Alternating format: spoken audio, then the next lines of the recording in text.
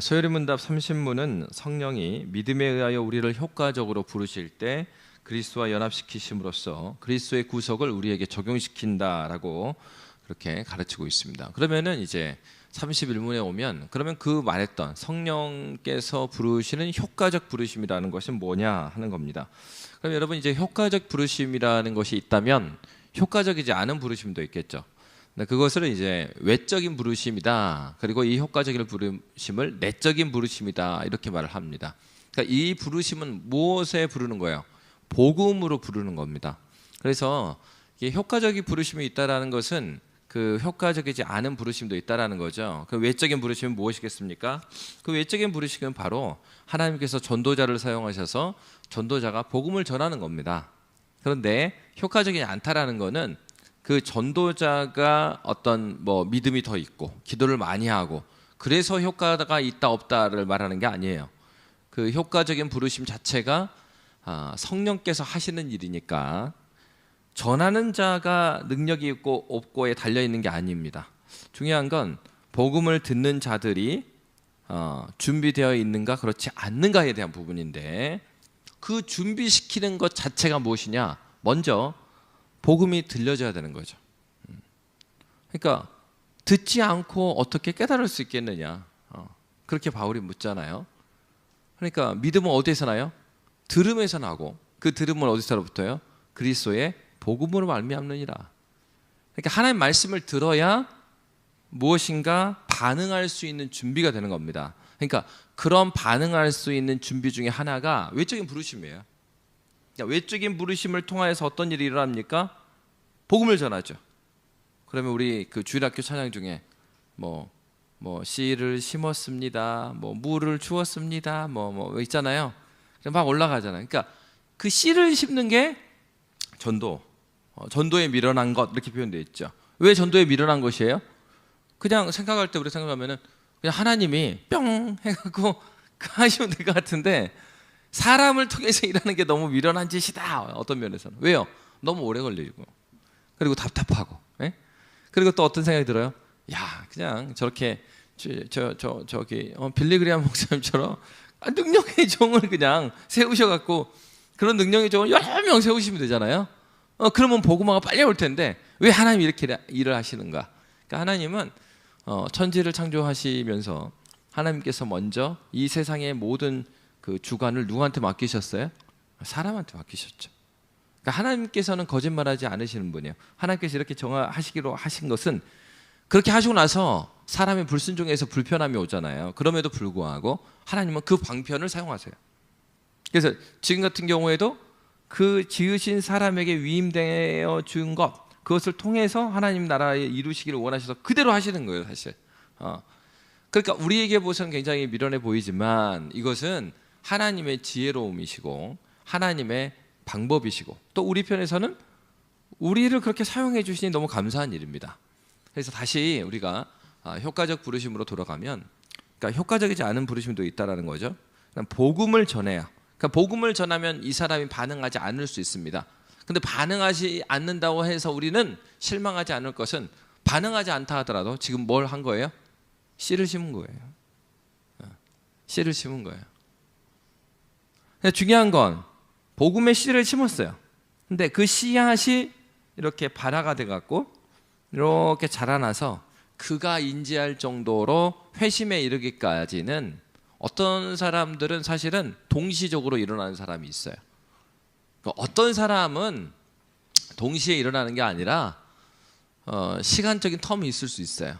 그래서 우리가 항상 이 구원에 이르게 되고 구원에 이루어지는 과정을 뭐라고 말하냐면 이거는 시간적인 순서가 아니다. 논리적인 순서다. 어떤 면에서 그러냐면 어떤 사람은 어린 시절에 교회를 다녔다가 교회를 장시간 떠나는 사람도 있습니다. 근데 나중에 어느 순간인가 복음을 전했을 때 그 복음에 즉시 반응해서 회개하고 주님께 돌아오는 사람이 있어요. 그런 사람들 같은 경우에는 복음의 씨앗이 물론 그 다시 돌아올 그때 전한 복음 전도자가 최초일 수도 있고 아닐 수도 있고 그건 모르죠. 성령께서 하신 일에. 근데 어쨌건 복음에 바로 반응하는 사람들도 있어요. 그런 경우는 어떤 일이 일어나는 거예요? 복음에 반응하여서 바로 이 마음의 성향이 새롭게 되고, 그리고 지성과 정서와 의지가 방향이 자기 중심에서 그리스도께로 바뀌는 일들이 아주 동시적으로 일어나는 거예요. 그 사람 같은 경우는. 근데 이제 그렇지 않은 사람도 있어요. 오래 걸린 사람도 있어요. 보통 모태 신앙을 갖고 있는 사람들이 교회 오래 다녔기 때문에 물어보죠. 저기 언제 예수님 만났습니까? 모태 신앙 같은 경우는 그런 거 없는데요. 그런 사람 많아요. 왜? 성령께서는 어떻게 일하시느냐? 바로 외적인 부르심을 통하여서 씨앗을 심으시거든요. 이렇게 교회를 다니면서 말씀을 들으면서 뭐 주일학교 선생님이 될 수 있어요. 씨앗을 심겨져요. 근데 이렇게 설명드린 것처럼 여기 화분에 있는 것처럼 씨를 심었어요. 근데 이가 발화가 돼갖고 이렇게 올라와서 눈으로 확인돼갖고 싹이 틀 때까지는 이 안에서 썩었는지 어쩌는지 모르죠. 그렇지만은 이 안에서 발화되고 막 자라고 있는 거, 이거를 성령께서는 아세요. 우리는 모를 수 있어요. 복음의 씨가 외적인 부르심에 의해서 복음의 씨를 심겼는데, 내가 여러분도 그런 경험이 있을 텐데, 어느 순간에는 처음 교회를 나왔을 때는 하나님 말씀이 잘 안 들려요. 저도 주일학교 설교를 계속 듣다가 중학교 때부터 어른 예배를 들어가니까 못 알아듣겠어요. 근데 언제 희미하지만 계속해서 무슨 말인지 알아듣다가 이 복음, 이 말씀이 이 말씀이었구나 하고 깨닫게 된 때는 제가 예수님 만나고 다음부터는 너무 명확해요. 말씀이. 그러니까 그거는 뭐겠어요? 그 이전에 하나님께서 어떤 일을 하신 거예요? 제가 신앙의 부모 밑에 태어나서 교회를 쭉 나오면서 여러 번 복음을 들었죠. 근데 씨앗이 심긴 거는 어느 때 말씀인지 모르죠. 내가 아직 인지할 수 없는 상황이고 하나님께서 하시는 일이니까. 그게 중생이라고 그러잖아요. 그래서 효과적 부르심에는 중생도 포함되어 있어요. 그러니까 하나님께서 하시는 일 가운데 어느 순간에 복음 전도자 통해서, 설교자일 수 있고 주일학교 선생님일 수 있고, 복음을 전했을 때 그 복음을 사용하셔서 하나님께서 언제 심으셨어요. 다 모르겠어요. 중학교 선생님이었는지, 주일학교 선생님이, 뭐 초등학교 때였는지, 뭐 유치원 때 선생님이 모르겠어요. 그렇지만 그것이 내가 인지할 수 있도록, 그러니까 복음을 전달받은 내가 인지할 수 있게끔 그게 딱 싹이 딱 보여서 나도 인지 가능했을 때는 저는 97년도 1월 26일 어간이에요. 그러니까 이렇게 기억하는 사람도 있고 그렇지 않은 사람도 있어. 그러면 이런 거죠. 그러면 이 효과적인 부르심에 그러면 이럴 수 있겠죠. 어떤 사람에게는 예를 들어서 제가 97년 1월 26일에 받은 말씀이 그 전에 복음을 받은 한 10,000번째 복음이었다고 생각해요. 어떤 사람에게는 똑같이 10,000번째인데 그게 효과적인 부르심이 아닐 수도 있겠죠. 어떤 사람에게는 그게 효과적인 부르심이 될 수도 있어요. 무엇이냐? 여러분이 똑같이 뭐 작년에도 유아유치부에서 여름 사역 때 방울토마토 심어줬죠. 그럼 심었어. 똑같이 심어도 이 싹이 나오는 속도가 같아요? 다르죠. 마찬가지입니다. 영혼에 하나님께서 말씀을 심겨줘도 이게 막 발화가 돼서 이렇게까지 자기가 인지할 때까지 사람마다 다 다른 거예요. 그래서 딱 효과적인 부르심 앞에 반응했던 건 무엇 때문에 가능한 거예요? 그 앞에 수도 없이 보내셨던 전도자들, 그런 외적인 부르심 때문에 준비가 되어 온 거예요. 사람이 한 일은 하나 있어요. 뭐예요? 전도자가 복음 전하는 그 일이에요. 자기가 한 일은요, 사실은 자기는 아무것도 안 했어요. 왜? 복음이 전해져서 그 마음밭에 씨가 심겨지지, 씨 뿌린 것도 내가 뿌린 게 아니잖아요. 전도자가 나한테 뿌려준 거죠. 그것을 정말로 의미 있는 씨, 그러니까 썩어 없어져 버리는 씨가 아니라 의미 있는 씨가 되게 하시는 분은 누구시니까? 성령께서 하시는 거니까. 그래서 어느 때인지 모르지만 복음 전도자를 통하여서 던져진 그 말씀을 성령께서 사용하셔서 이 태신자로 하여금 이 복음의 준비가 되게 하신단 말이죠.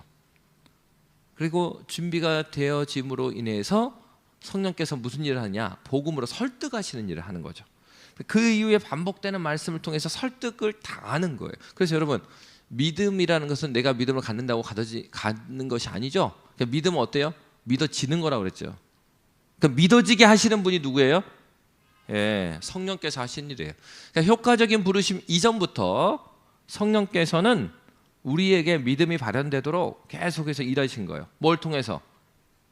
선포된 말씀을 통해서 복음의 씨앗을 심기우시고 그것을 발아되게 하시고 그렇게 함으로써 우리의 성향들을 바꾸시는 일들을 성령께서 하시는 거죠. 그래서 준비된 때에 복음이 딱 정해지면 그때 이제 그 믿음의 반응이 나오잖아요. 그 전에는 어떤 반응이요? 불신앙의 반응이 나오죠.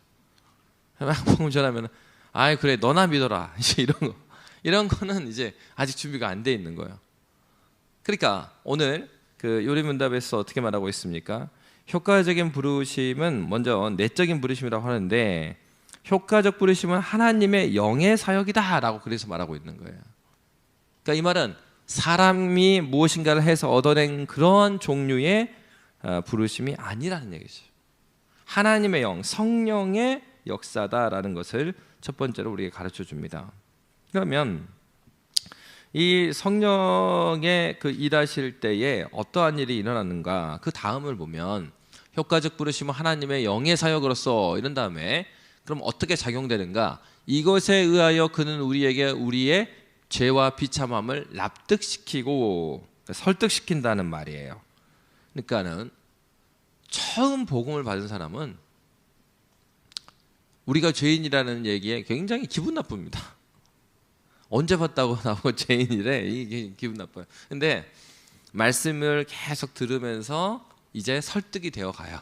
아, 어떤 부분에 있어서 내가 죄인이라고 하는 거구나. 아, 그리고 그 죄인의 범위에 나도 들어가는구나.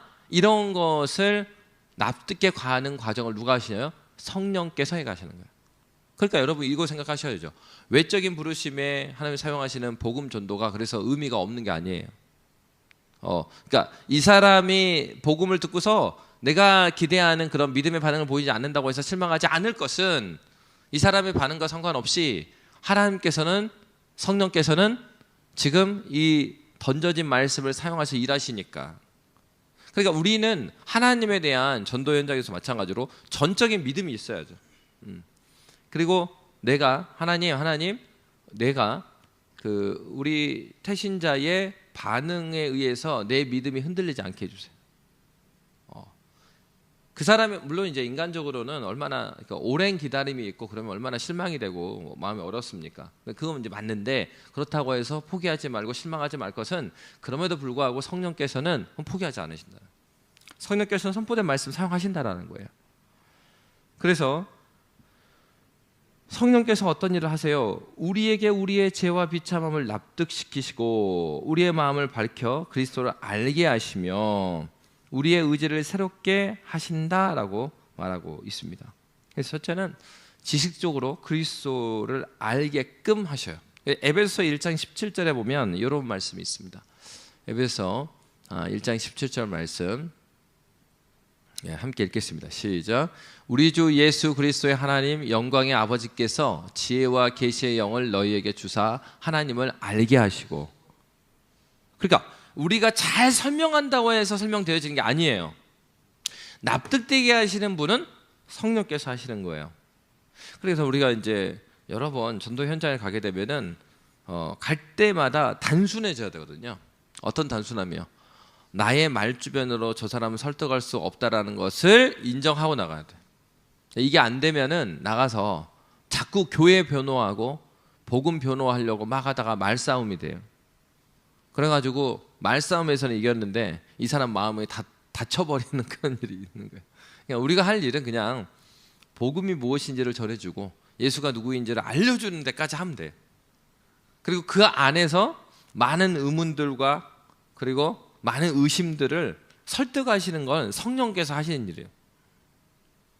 물론 우리가 설명할 수 있는 분 설명하면 돼요. 근데 설명하려다가 뭘 못해요? 복음 제시를 못하는 거예요. 그러니까 복음 먼저 다 전하고 그 다음에 궁금한 게 있으면 좀 이야기해주고 어설프게 답변할 것 같으면 그냥 솔직히 말하면 돼요. 그건 내가 모르겠다. 그러니까 같이 교회 가자. 이렇게. 그러니까 차라리 모르는 거 모른다고 답변하고 누구 신뢰하는 겁니까?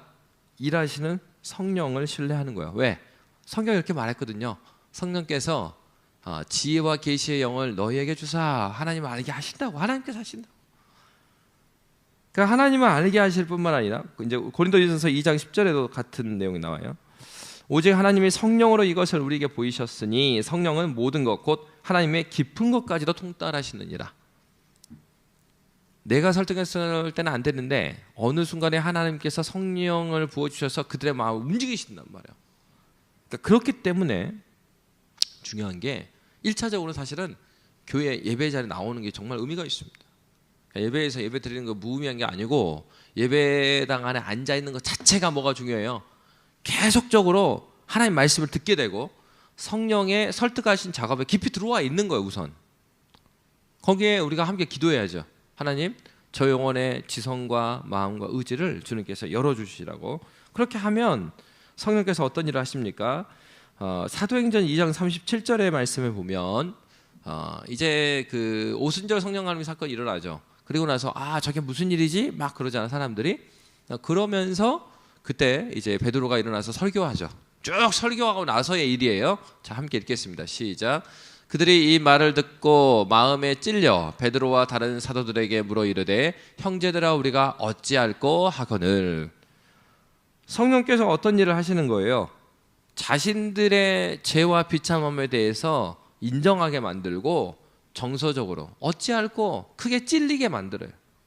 정서적인 움직임도 누가 일하시는 거예요? 성령께서 일해 주시는 거예요. 그 다음에 에스겔에서 36장 26절입니다. 함께 읽겠습니다. 시작.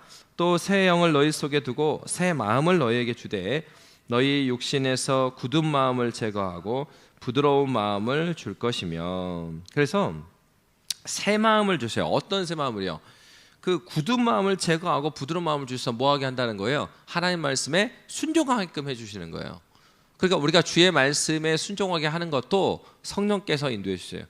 마음을 꺾고 교회에 나오게 하는 것, 그의 지성과 정서와 의지, 영혼의 작용을 변화시키시고 하나님께 굴복하게 하시는 걸 성령께서 하시는 것입니다. 그러니까 이 얘기는 우리의 의지가 필요 없다는 얘기 하는 게 아니라 회심하기 전에 사람의 의지는 어떤 상태예요? 한마디로 자유의지가 없는 상태라고요. 어떤 면에서요? 죄를 위해서 걸어가는 길이니까 자유의지가 되려면 어때야 돼요? 선도 악도 다 선택할 수 있는 게 자유의지죠. 죄된 사람한테는 무슨 의지가 없어요? 선한 의지가 없어요. 죄인들이 무슨 선한 의지가 있습니까? 여기서 선한 의지는 그냥 일반적으로 말하는 착한 일 그런 말하는 게 아니라 선은 누구세요? 하나님이셔요.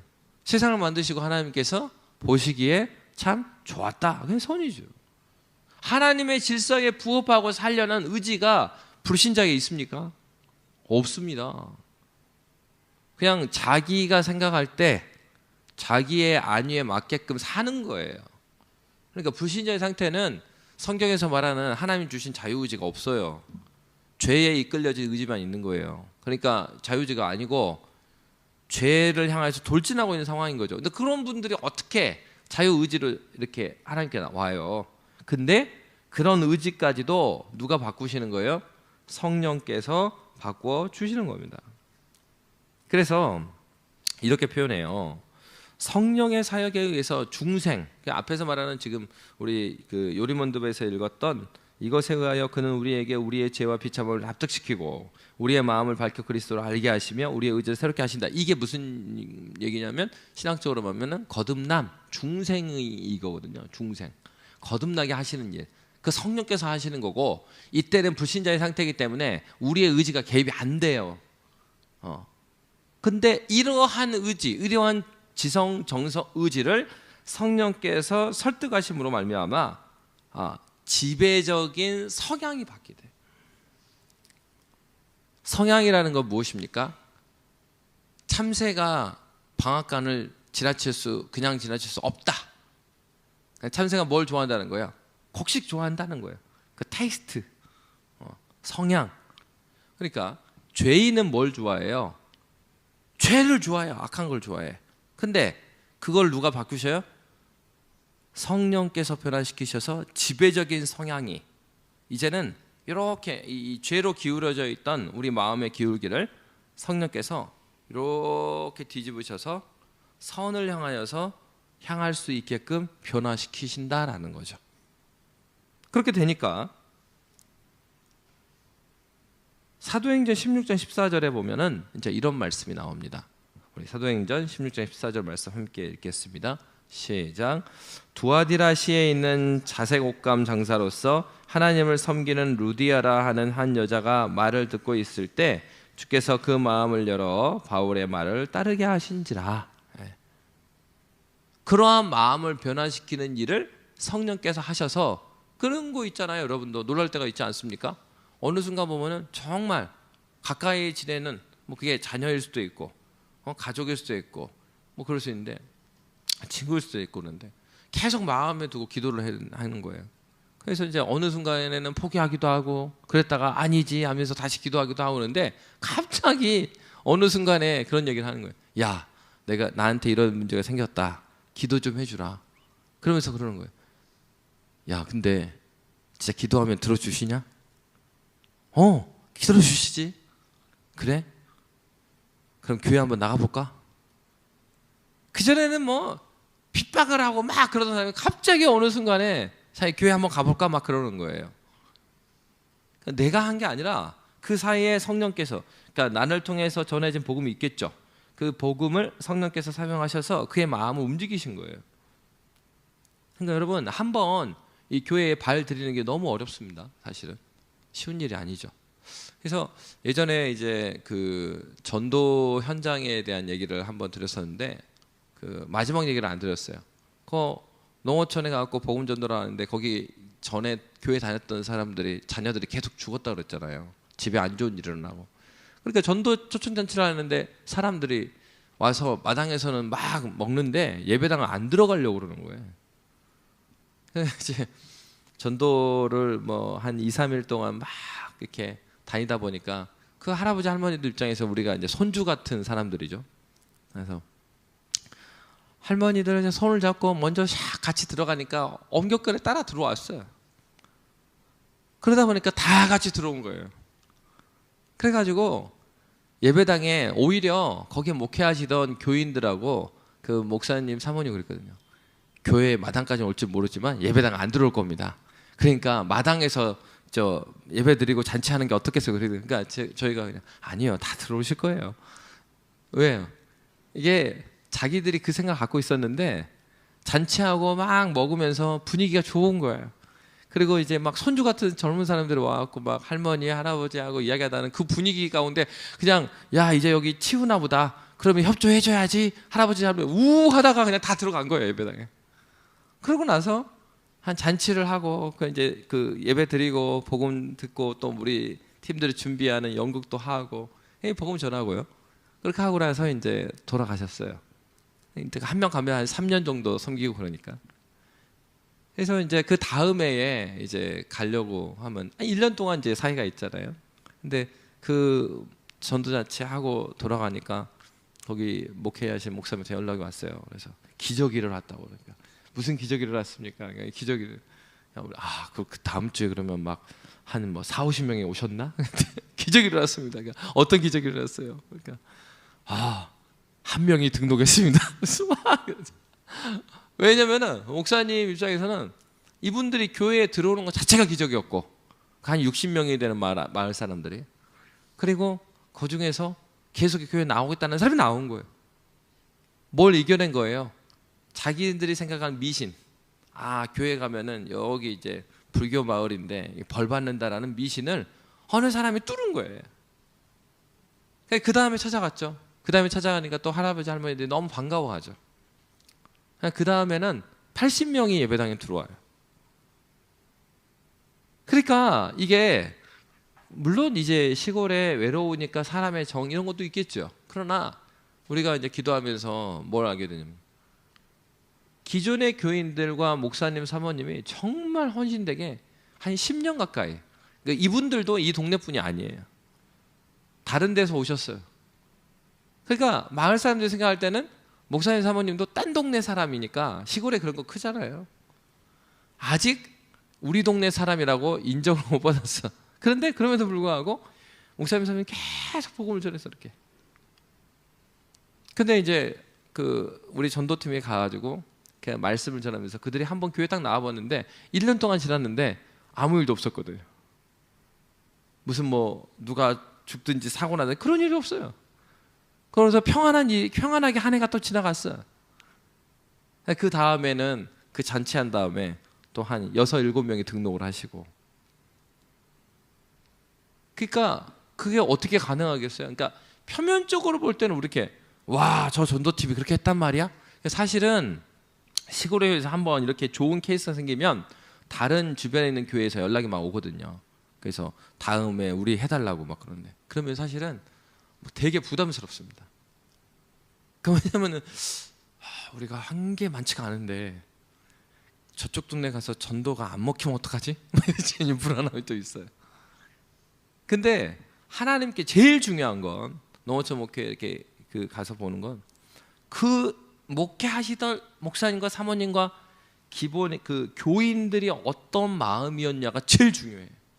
이 전도팀에 오기 전에 계속해서 포기하지 않고 복음 전하고 그들을 찾아갔던 지역은요, 그런 전도의 열매가 많이 나타나요. 근데 그렇지 않은 데는 제일 힘든 게 뭐냐면 오히려 마을 사람들은 쉬워요. 근데 교회 안에 있는 그 성도들을 설득하는 게 더 어려운 교회도 있어요. 그러니까 전도에 도움이 되는 게 아니라 오히려 전도에 방해가 될 때가 있어요. 뭘 보여주는 거예요? 교인들부터 해갖고 하나님께서 일하실 것을 기대하고 포기하지 않는 교회에는 성령께서 그 가운데에 그들이 전에 뿌려놓은 복음이 있잖아요. 그 뿌려놓은 복음을 하나님의 때에 열매 맺게 하시는 일로 사용해 주시는 거예요. 그러니까 우리가 이 효과적인 부르심 또 성령의 중생케 하시는 사역을 볼 때 우리는 여기에서 소망을 바라볼 수 있죠. 어떤 면에서요? 마음이 딱딱해갖고 이렇게 막 꺾이지 않는 것 같은 그런 사람들, 죄가 큽니까? 하나님의 은혜가 큽니까? 우리 매번 고백하거든요. 예수 우리 왕이요.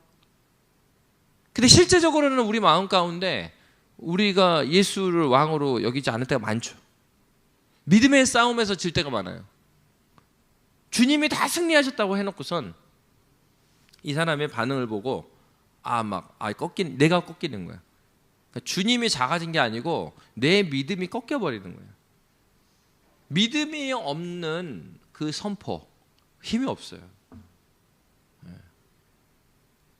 귀신들이 뭐라고 그랬습니까? 예수님이 나타나니까 하나님의 아들이시여 막 이러고 다녔다고.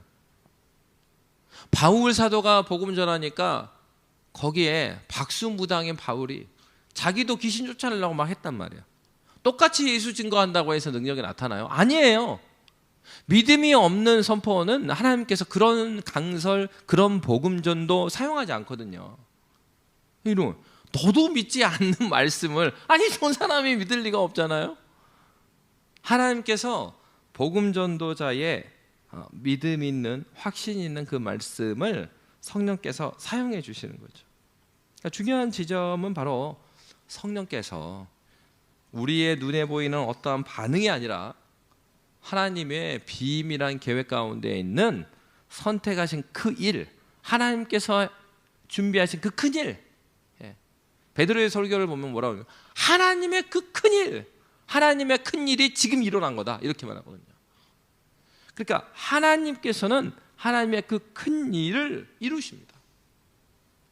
그러므로 우리가 교회된 우리에게 적용할 수 있는 건 하나님께서 지금도 포기하지 아니하시고 하나님의 그 구원의 일을 행하신다라는 확실한 믿음 가운데 우리가 그 앞에 동참해 가는 것.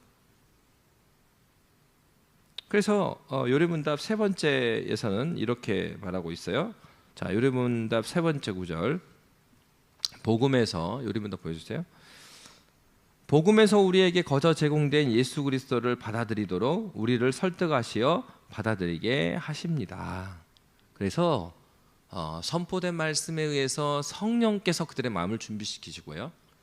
때가 되었을 때 그들로 하여금 그 복음의 말씀에 믿음으로 반응케 하시는 그 일을 성령께서 하시는 것입니다. 그러므로 첫째, 우리는 성령의 부르심 앞에 믿음으로 반응해야 될 자들이고 또 기도할 것은 하나님 교회 안에 있으나 복음을 깨닫지 못하는 자들이 이렇게 믿음으로 반응할 수 있도록 성령께서 그들의 마음과 생각을 준비시켜 주십시오. 그리고 교회 안에 있지 않으나 내가 전도하기를 원하고 복음을 전하는 그 사람 또한 성령 하나님의 말씀을 사용하시는 이 구원 사역에 믿음으로 동참할 수 있도록 하나님 준비시켜 달라고 기도해야 되겠고, 두 번째로는 바로 하나님께서는 무엇을 사용한다고 그랬어요? 전도의 이 미련한 방법을 사용하신다 하셨으니 하나님 우리를 그렇게 부르셨고 우리를 교회로 부르셨사오니 이 광야 같은 세상에 외치는 자의 소리로 이 교회가 그 하나님의 사역을 감당할 수 있는 은혜를 허락해 달라고 우리는 기도해야 될 거예요. 그래서 바울 사도는 로마서 10장 14절 15절에 이렇게 말합니다. 그런즉 그들이 믿지 아니하는 일을 어찌 부르리요? 듣지도 못한 일을 어찌 믿으리요? 전파하는 자가 없이 어찌 들으리요? 보내심을 받지 아니하였으면 어찌 전파하리요? 기록된 바 아름답도다 좋은 소식을 전하는 자들의 발이요 함과 같으니라. 하나님은 지금도 그의 구속의 역사를 교회를 통하여서, 나를 통하여서 이루고 계세요. 우리에게 필요한 건 믿음으로 주님의 손을 잡는 것입니다. 믿음으로 하나님께서 허락한 자리에 믿음의 자리를 지켜내는 것입니다. 하나님께서 저와 여러분을 또 이 예진교회를 복음의 통로로 그리고 믿음의 창구로 사용하시기를 주의 이름으로 빕니다. 함께 기도하겠습니다. 살아계신 하나님,